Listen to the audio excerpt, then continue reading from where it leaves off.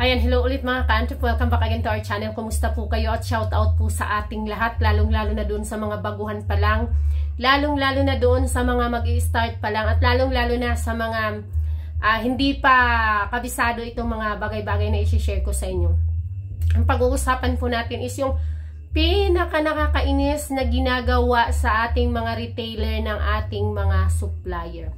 So beware po tayo doon sa mga baguhan pa lang kasi medyo may kapahamakang hatid sa atin yung mga ginagawa din nila. Kapahamakan in the sense na matatambay ang ating pahunan, ma-overstock tayo at matitenga yung mga bagay-bagay yung ating mga inventory, yung ating mga stocks, yung ating mga products, ating mga items. Ano ba ito yung sinasabi ko? Kasi nangyari sa akin, medyo nainis ako. Medyo nainis ako. Number one, yung order mo na ibang order mo at iba ang pinapadala. Pagtanong mo bakit po ito yung pinadala, yung order ko po is ganito. Walang stock. Walang stock, tapos padadalahan ka ng konti, halimbawa 100 sets ang in-order mo. Wala silang stocks, padadalahan ka ng iba na ganun din, na mga 25 sets, ganun. Halimbawa, o-order ka ng swing arm bushing. Swing arm bushing na pang TMX na 100 sets. Wala silang stocks. Pagtanong mo bakit pang dream ang binigay sa'yo, pinadalhan ka ng 25 pieces kasi walang stock. O di ba dapat hindi ka nalang pinadalhan? Maraming beses yan. Palagi yan nilang ginagawa for disposal. For disposal yan. Halimbawa, marami silang stock na ganito. Tulog doon sa bodega nila or mahina doon sa kanila. So, ano yan nila, ano ba tawag dito? I-distribute nila sa bawat may order. Kumbaga, dito 20, dito 20, hanggang sa ma-dispose sila at kahit wala kang order. So, mind you, kapag mag-order kayo ng mga ganun, i-remind nyo yung inyong mga supplier na, ma'am, please, yung order ko lang po yung ipadala ninyo para hindi ako mag-overstock at hindi po matulog yung aking kapital dahil baguhan pa lang ako or dahil konti lang yung aking puhunan para maano ko po, ma-chop-chop or maano ko ba, ano ba tawag dito sa ibang term? Kumbaga sa ano, ma-accommodate mo lahat, magkaroon ka ng lahat ng pakunti-kunti iba-iba. Same thing, halimbawa, pwede rin. Kaya in-encourage ko rin na minsan maging aware din tayo or alamin din natin yung mga basic. Kasi, halimbawa, ganito. O-order ka halimbawa ng rare sprocket. Sa rare sprocket, halimbawa, umorder ka ng pang TMX. Sabihin mo doon. Order ka ng pang TMX. Tapos may sunulit ka ulit na order na pang Rusi. May in-order ka ulit doon na pang Motor Star. May in-order ka ulit doon na pang CB. May in-order ka doon na pang Badja City 150 Boxer. So, lahat ng yun, halimbawa, order mo 6 pieces, 6 pieces. Yan. Pwede nilang gawin yung TMX, halimbawa, pari-parihong brand yan. Yung TMX doon, para lang mabigyan kanila lahat nung iba-iba na yun, itatampered lang yung TMX, palitan ng pang Rusi. Yung iba naman, palitan ng Motor Star, Boxer, CB, Supremo. Ganun siya para maging marami yung ma-order mo sa kanila, which is pare-pareho lang po yung gamit nun. Pare-pareho lang silang pwede. So, hindi naman sa kapahamakan yung hatid, no? Kumbaga lang, sa part nating retailer, nakakainis siya kasi mag-overstock tayo. Instead sana na purchase mo ng ibang item yun, ayun, pinagpadalhan ka ng iba-iba kuno, tampered yung packaging ng kung pang anong motor, yun pala pare-pareho lang. Pag-check mo, pare-pareho lang man pala ito, pwede man pala ito. Ay naku, nakakainis. Dapat sinabi na lang nila na same lang yun. Which is, hindi nila sasabihin yun. Hindi yung sasabihin ng supplier sa'yo yung mga magkakapareho. Kasi nga, para mabenta ang lahat-lahat. Halimbawa, isa pa dyan, yung mga cables, diba? Halimbawa, yung throttle cable ng TMX na pwede na siya sa pang Euro, pwede sa Motor Star, pwede sa pang, ano pa, mga pang, ano ba tawag dito? Basta yung mga pang Rusi. So, hindi nila yun sasabihin sa'yo na, pare-pareho na po yan, pwede po yan sa lahat. Dadalhan ka nung lahat nung iba-iba. So, ano yun? Sales strategy, marketing strategy. Kaya lang, sa part natin nga na purchaser o retailer, napakahirap kasi ma-overstock tayo na hindi nila sinasabi na pwede at pari-pareho lang pala yun. Pero may advantage din po yun. Alam niyo kung bakit? Merong mga customers na pag hindi nila nakita sa packaging na pang ganun yun, ayaw nilang bilhin yun kasi hindi daw yun kahit i-explain mo sa kanila na pareho lang yun. Bigyan ko po kayo ng sample. Halimbawa si TMX at si Rusi ng rear sprocket is pareho lang ang sukat nila. Ngayon, halimbawa, may bibiling customer, gusto niya ng motor niya Rusi. So pag nakita niya yung TMX, ay TMX, yung pang Rusi po, sabi mo, pareho lang po yan sila. Tapos hindi mag-iisip, TMX man yung motor, ay Rusi man yung motor ko, bakit TMX? Wala ka po ba dyan man pang Rusi talaga? So ngayon, dahil nga good thing na ginawa sa'yo ng supplier mo yun na pinilhan ka ng pang Rusi, ang tatak, binigyan ka ng pang CB, ang tatak, binilhan ka ng pang TMX, pang Boxer, ang tatak, mabebentahan mo siya. Pero ang tatak naman ng packaging is CG, Rusi, ganun. Medyo mas mahal siya. Depende naman doon sa brand. Pero ang bad thing naman doon para sa atin is mag-overstock nga po tayo. Good thing naman, kung may customer ka maselan at ayaw niya nung hindi tatak yun na yun talaga, ay mabibentahan mo siya. Dahil yung hinahanap niya is yun talaga yung nakapangalan.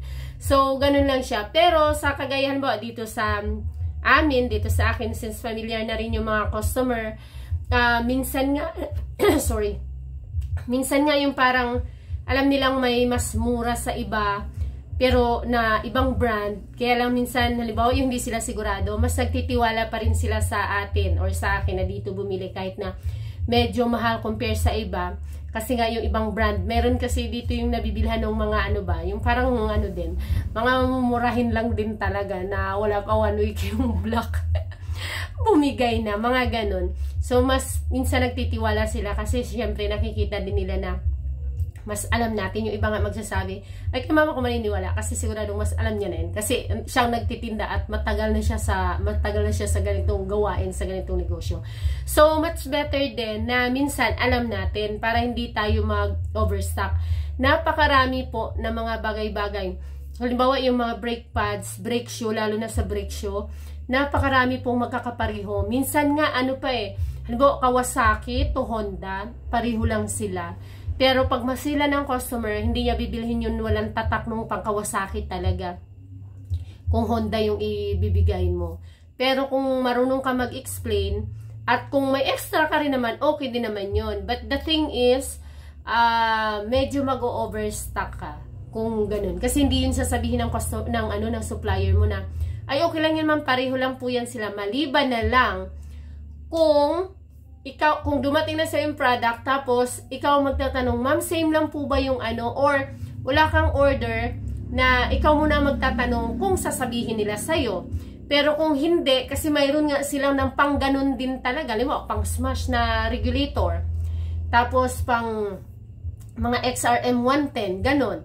So yung mga, magkakaparehong pang battery operated, hindi nila sabihin na ito, pareho lang yan sila. So tatataka nila ngayon yon para magkaiba, which is pareho lang naman sila. May mga ganong bagay-bagay po. So, maging na lang tayo. Hindi naman siya masama. Hindi siya masama sa nagawain ng mga supplier. Kasi marketing strategy at sales strategy nila yun. At saka, sales din kasi yun. At saka nakakatulong din yun para dun sa mga customers nating masisela na ayaw nilang bilhin kung walang tatak talaga ng ganon. Halimbawa, yan, oil filter.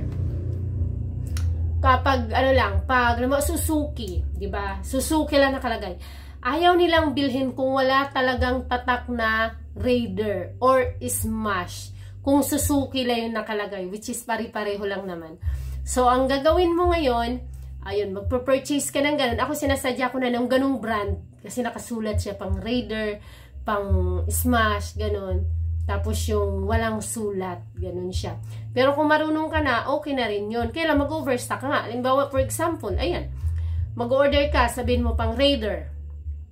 50 piraso na pang Raider, 50 piraso na pang Smash. O di 100 pieces na, which is pareho lang naman sila. Ang pa nun kung parehong brand, diba?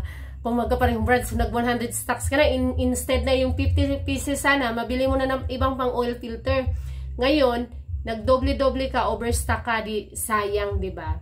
So, hindi yung sasabihin sa'yo ng supplier na, wag ka na po mag-order ng pang smash kasi yung pang raider, pareho lang po yan sila. Or, wag ka na po umorder ng pang raider kasi pang smash, pareho lang po yan sila. So, may mga ganun-ganung bagay po. So, importante pa rin na alam natin ang basic or alamin natin ang basic. Para, hindi po, ang term ko dito, hindi po maluko ha, or ma-scam, hindi po. Para lang hindi tayo mag-overstock. Ayan. Sinabi ko na po kanina, advantage yung ginagawa ng ganun ng mga supplier kasi para sa masiselan, may bibigay tayo na yun ang tatak talaga, pero na-stamp lang. Kasi pwede naman natin gawin yun na i-slash mo doon TMX, Rusi, Motorstar, CB, Supremo, mga ganon, diba? HD3, tapos kung may dadating Euro, kasi gusto talaga nila yung pang Euro ang tatak kasi baka hindi magkasya sa Euro, yung mga ganon. So yung HD3 kasi pang Euro, pwede mo na rin doon i-slash Euro, ganon. So yun lang ang mai-share ko sa inyo para doon sa mga baguhan, yung mga hindi sinasabi ng mga supplier na maging mindful tayo doon. Hindi po siya scam or hindi po siya panluloko. Kasi benta nila yun or sales nila yun at makakatulong din siya sa atin. Kaya lang, kung isipin nyo lang yung inyong puhunan, kumbaga mag-overstock po kayo. Tulad yan, ang dami-dami ko ng swing arm axle, which is ang order ko. Rear axle, imagine 25 pieces. So, ang dami niya na, puno na yung aking kasi walang stock ng swing arm na mahaba, yung long. Kasi dalawa yung swing arm, di ba? Yung pang disc brake, mas mahaba. So, dahil kinlose and open parenthesis ko na long, so akali na swing arm. Ayun na, so overstock na siya. So, yun lang pong ma-share ko sa inyo. Kaya, ayan, tapos maging na rin kayo kung gagawa kayo ng order. Lalo na sa online, ako ang hirap po. Ang hirap talaga sa online. Kasi, kagaya na, hindi mo agad mapapalitan, hindi mo agad mapapa-refund. Tapos, halimbawa, ang kailangan mo talaga is ganito, iba yung panadala. Paano na? Kumbaga sa amin, okay lang na medyo nakaka-move na. Kasi, kahit paano, may pang-replace. Yung wala, na limitado lang talaga, halimbawa, pang 5 piraso yung item mo, tapos pinadalan ka ng pare-pareho. Pwede pala sa pare-pareho, diba? So, paano na? Mga brake pad, diba? Padadalhan ka na pang XRM 110, Wave 110, tapos may tatak din naman Rusi, SYM, pare-pareho lang sila, di nag-overstock ka na ngayon. So, yun lang po. At sana'y nakapagbigay sa inyo ng idea, yung mga hindi sinasabi ng mga supplier natin.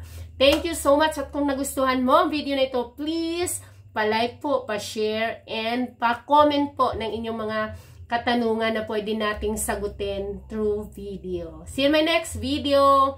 Please don't forget to hit the like and subscribe. At kung hindi ka pa nakapag-subscribe, pa-click na rin po ang subscribe button at notification bell para ma-notify ka pag may ina-upload tayong mga bagong video. Bye-bye and good night!